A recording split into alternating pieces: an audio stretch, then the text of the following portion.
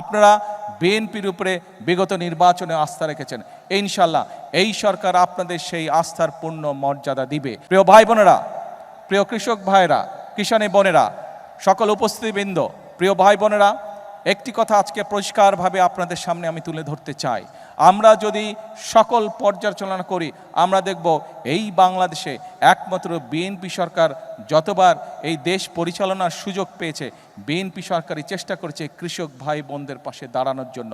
আপনারা বিএনপির উপরে বিগত নির্বাচনে আস্থা রেখেছেন।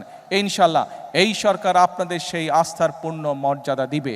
আজকের এই অনুষ্ঠানে আমি বলতে চাই, এখন আমাদেরকে দেশ গড়ার সময়।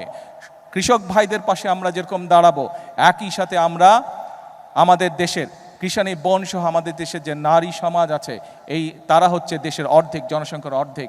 পদ্মা সেতু, মেট্রো রেল এবং এলিভেটেড এক্সপ্রেসওয়ে নির্মাণের গর্বিত অংশীদার বসুন্ধরা সিমেন্ট। এই নারী সমাজকে যদি আমরা স্বাবলম্বী করে গড়ে তুলতে না পারি, তাহলে এই দেশকে আমরা সামনের দিকে এগিয়ে নিয়ে যেতে পারবো না। এবং সেই কারণেই আমরা প্রতিশ্রুতি দিয়েছিলাম যে আমরা যদি সরকার গঠন করতে সক্ষম হই, তাহলে আমরা বাংলাদেশের মা বোনদের জন্য, নারীদের জন্য, আমরা পরিবারের নারী প্রধানের জন্য আমরা ফ্যামিলি কার্ড চালু করব। আল্লাহর রহমতে সেই কাজটিরও পাইলট প্রজেক্ট আলহামদুলিল্লাহ আমরা শুরু করতে সক্ষম হয়েছি।